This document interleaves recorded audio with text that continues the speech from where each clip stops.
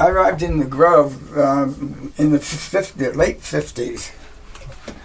And I must say, it has changed. Just a bit.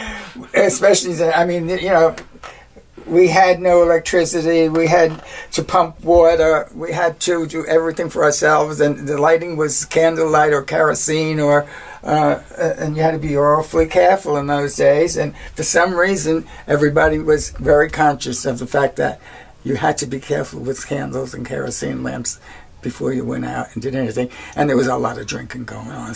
And I just went back and forth to the Grove for years. I stayed there at a little house on the corner of Lewis and Maine, which is called Terry Tart.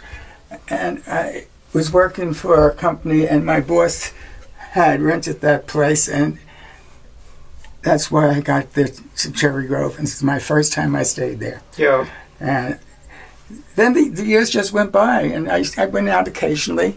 And I mean, I went out when there was no ferries. We just the small, tiny, little water taxis that occasionally you see them today, but that's what you got across the bay in, and sometimes you got there soaking wet because depending on the bay, whether it was rough or not. So, and it was like $10, and you could go anywhere and call a water taxi any time of the day or night, and you get any place for $10. Wow. So, and it was no going to the Pines and back and forth. You know, you just could go anywhere. Who were some of the people that you first met there that made an impression on you? Let's see. When Johnny Poole had the pool bar, I met a lot of people there because I hung out there all the time. I didn't know Johnny Poole until I met him at Cherry Grove because he spent his winters in Florida. Lois McIntosh, who was the first female barmaid at the Ice Palace, and we became very good friends, and I've knew her for like 40 years. Cherry, Susie, and then years later. They were there in the 50s? No, they were later. This is later. This is when I was going back and spending more time becoming a there. regular there. I had a long break and just occasionally went to the island. Were you China? Were you doing drag back then? No, I wasn't. I didn't do China until maybe 20 years later. What changed that for you? What made you want to start doing drag? Well, I always got into costumes for Halloween parties and Halloween and anything that required a costume. I always got into it, but I always came out in drag. You know, it was never really a costume. It was drag, real. And for a long it's your time, love of wardrobe and costume. Exactly. And I like the feeling.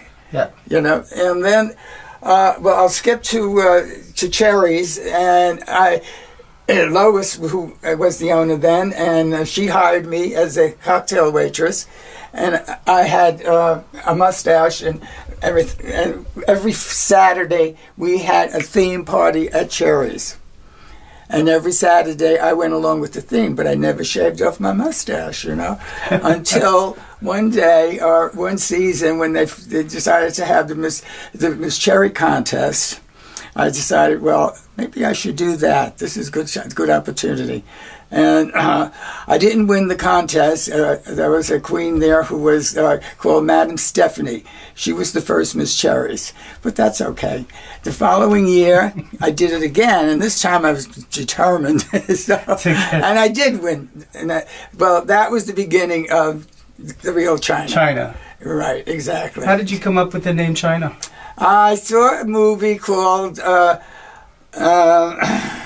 me see, it was a Kathleen Turner movie, Crimes of Passion. Oh, yeah. And in that movie... Her character was named China, right? Well, she was a decorator by day and a hooker by night, and her name at night was China Blue. I remember that. Right, exactly. And I was just fascinated by that, and I just wanted to be China Blue. That's how started it. And it took me a long time to become China Blue because in the interim, I was every color that you can imagine. It was like whatever I wore, they called me China Red, China Green, China whatever. And then one day, a friend of mine who had a boutique here in the West Village gave me a beautiful satin dress, and I became China Blue.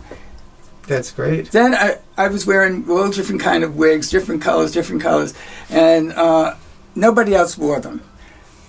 When they all started wearing them, I started with the white, and I stuck to the white, and that's where I've been since. And I don't wear colored wigs anymore, and I just wear the China white. Yeah. But so it's been a lot of fun, and I love it, and I enjoy it so much. Yeah. And then I started going into doing, going to pageants and doing Miss Fire Island and all these different things that were made even more fun for me. Sure. And then I was beginning to stay out at the island too. I was beginning to rent at the island, and then I was living in the Pines for 7 years. And in those days was still going back and forth to the Grove when I was working for Cherry. And then I met Robin, and we became roommates in the Pines, and then eventually we came back to the Grove. You met Robin in the Pines. Yeah, I met her. Well, I met her at Cherry's, and she came to the Pines and rented a room in the house that I was living in. Okay. And from then on, but we had known each other before, and I mean, she was Robert and I was Bob, So, and then all of a sudden we discovered each other. And at that time, she was living across the street from me, right here, 201 West 16. You didn't even know we didn't know each other. Funny. Anyway, so funny how life is. Yeah, it's amazing that way things turn out, I'll tell you. And then when we came back to the Grove, things began to happen, and I became the homecoming queen. I was very much into all the activities that were going on from then on, and I was always going over to the mainland, and I was doing pageants over there. And one thing led to another, and China just grew and grew and grew. It's the tales of